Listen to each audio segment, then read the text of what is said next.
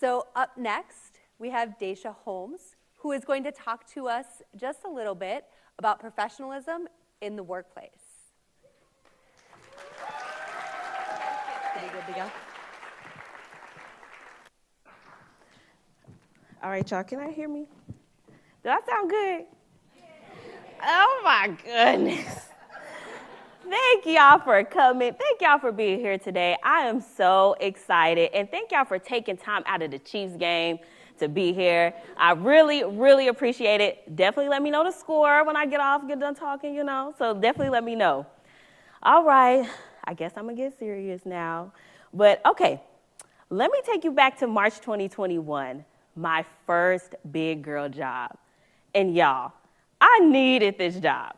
I quit my last one mid-contract, and I was walking by faith and not by my savings, okay?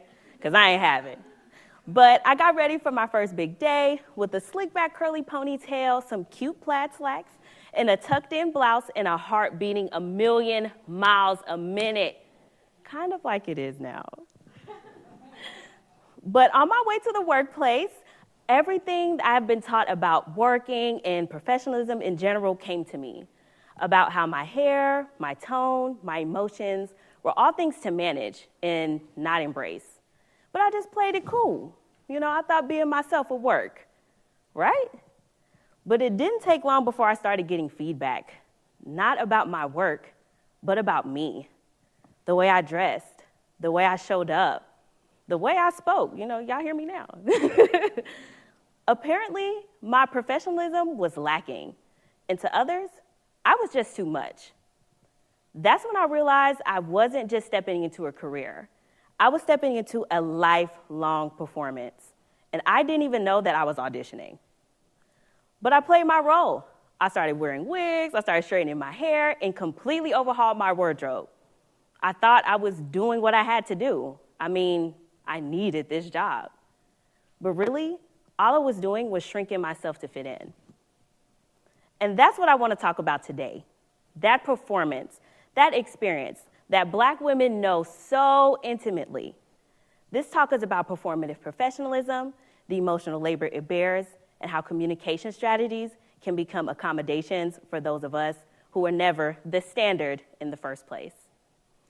It's rooted in research that I did following Black women in organizational life.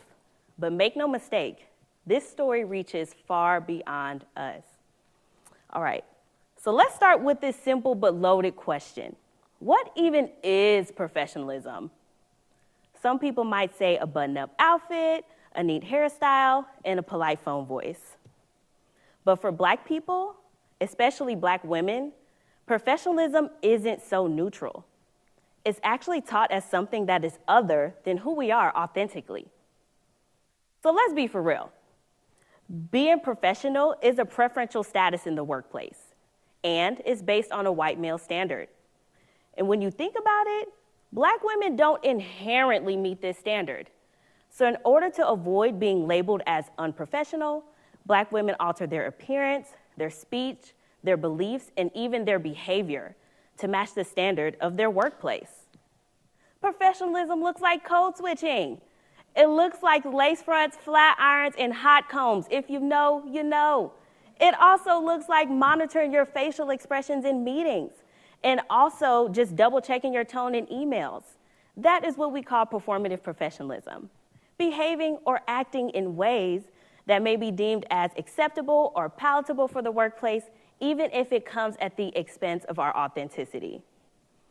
Now, let me get back to my story. I needed to know if other Black women felt the way that I did. I needed to know if I was tripping.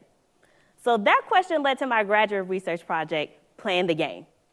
I interviewed 13 Black women, ages 23 to 51, and examined their organizational experiences. And let me tell you, I was not tripping. Many women described the rules of professionalism beginning long before they even got jobs. From church, from school, and even society. They express internalizing messages of professional inferiority and feeling the pressures to overperform, emotionally regulate, and avoid stereotypes. Because no one ever wants to be considered the angry Black woman just for speaking up at a work meeting.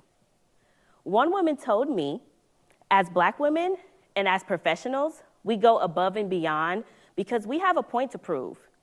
It can be stressful, it can be tiring, but it's necessary.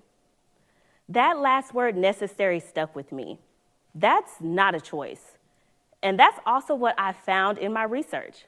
Whether Black women tried to stay true to their identities or tried to conform to their workplace, the same results occurred.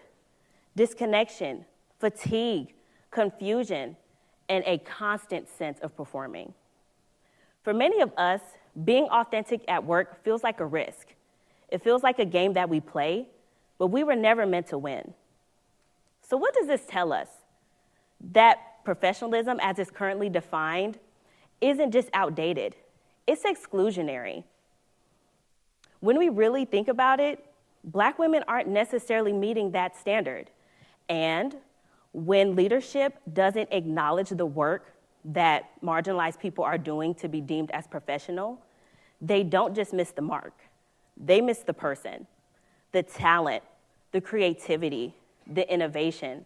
And that's not a cost any organization can afford, no matter how deep their pockets are. So how do we stop turning the workplace into some stage play? We start by redefining professionalism. We create a definition of professionalism that values authenticity, that values diverse communication styles, and different cultural identities. So that looks like creating and doing away with policies that are based on appearance-based, rooted in respectability. That also looks like creating safe spaces for real conversations. So this looks like Slack channels, employee resource, and affinity groups. This also looks like creating learning opportunities that value real lived experiences. So workplace events, and that also includes employee retreats. So don't forget those either. This also looks like addressing systemic barriers in everyday interactions. Because let's be for real, implicit bias affects everyone. The most important part is making sure that yourself and your staff are willing and equipped to handle and counter those biases when they do come up. Because this isn't just about optics. This is also about a whole culture shift. And these very things are the difference between retention and resignation. Black women are playing a game that we were never meant to win. I mean, we don't even have all the pieces. But what if we stop asking them to play altogether? What if we created workplaces that didn't demand performance but invited perspective? What if professionalism looked like community, culture, and confidence in every way? This isn't just an invitation to think. It's a challenge to act. So let's push the boundaries of what we think professionalism is. Because until we redesign the rules, the game is way too hard to play. Thank you. Yay!